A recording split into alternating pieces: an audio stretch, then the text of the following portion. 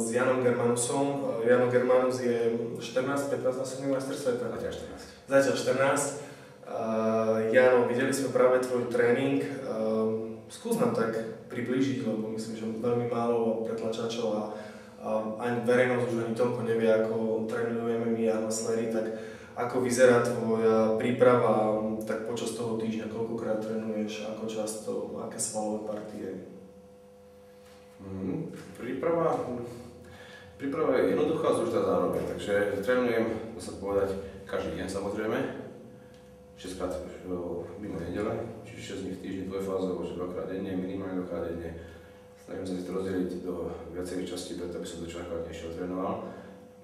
Je zbytočné pre mňa, keďže mám vytvorené podmienky, aké mám,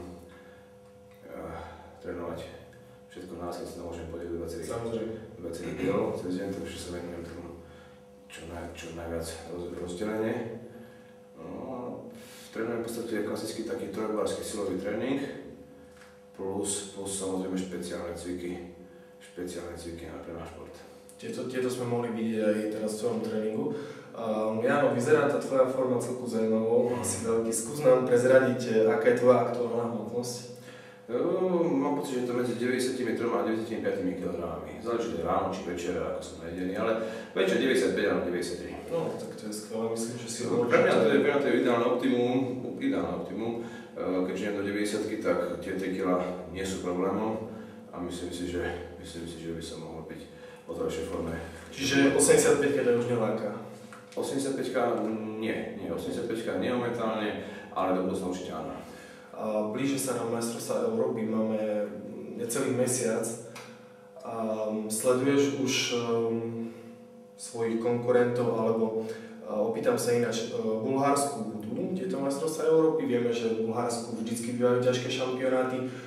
Čo očakávaš od tohto šampionátu? Zlaté medaily. To je? Zlaté medaily. No je to veľmi ťažké, samozrejme, viem, že teraz sa možno preceňujem z danej okolnosti, ale musíme to najvyššie cieľe potom by som nemal dobrý pocit z toho všetkého. Jasné, ty si bol vždycky maximalista, takže... Tomto pokračuješ v tom všeobecnom živote nie, ale čo týka športových výsledkov a úspechov, tak áno, myslím si, že to je základ úspechu. Toho roku si na Slovensku absolvoval, pokiaľ sa dobre pamätám, Seneckú ruku a Republiku. Ako hodnotíš svoju pripravenosť vzhľadom k majstrovstvám Európy? Je tá forma taká, ako si očakával, alebo si na tom lepšie, si na tom horšie?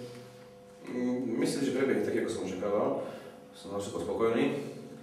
Minimalizujete až nejak tie tvoje staré zranenia, ktoré si mal, pre ktoré si vynechal ten rok 2006? Určite áno, mám s tým problémy, nie sú to problémy tak, ako to boli pred 2 rokmi, ani tak, ako to boli pred rokom, stále sú to lepšie a lepšie, takže to psychicky výrazne pomáha, ale cítim to. Skús našim divákom prezradiť, ja viem, že to bol prsný sval, myslím. Na ľavej strane prsný sval a na pravej strane lakeť. A ako to vyzerá teraz s tým prstným svalom? Obmedzuje ťa nejak v tom tlaku?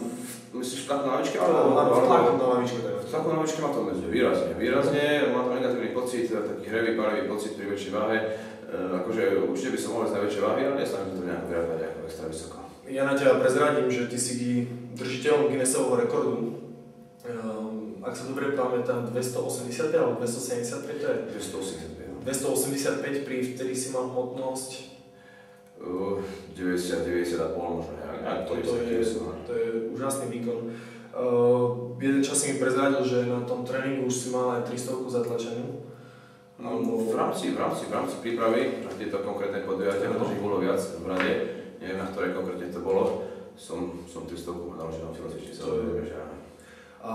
Ako to vyzerá teraz po tom zranení, po tej operácii s tým prstným svalom, kde sa pohybujú teraz tie tvoje výkony? Snažíš sa ešte ísť vôbec do tých maximálnych výkonov, alebo už to? Nie, nikdy, to už nikdy neurobím, to som presvedčený, ale nemám problém podľa 200 kg, akože to problém nie je, ale bojím sa, jednoducho tá psychika nepustí, je tam také zvláštne napínanie a zvláštny pocit a už ten pocit nechcem prežiť, čo som prežil pri tom trénutí. Jasné, a ten pravý lakeť, aktuálne ako to s ním vyzerá? Už sa cítiš lepšie na tú pravú ruku? Cítim sa lepšie, ale aj to má svoje hranice, tá rekonvalescencia, alebo tá rehabilitácia, alebo to vyliečenie sa myslím si, že má svoje hranice a na 100% to už nikdy nebude. Čiže ja pokiaľ viem, tak v poslednom čase sa ti viac darilo na tú ľavú ruku, takže tie, dajme tomu neúspechy, pre niekoho by to bol úspech, na tej praváčke pripisuješ aj tomu zraneniu? Alebo... Len tomu zraneniu. Len tomu zraneniu. A chystám sa tento rok napraviť. Tento rok už zabudnem na zranenie. Tento rok si dávam praváček za prioritu.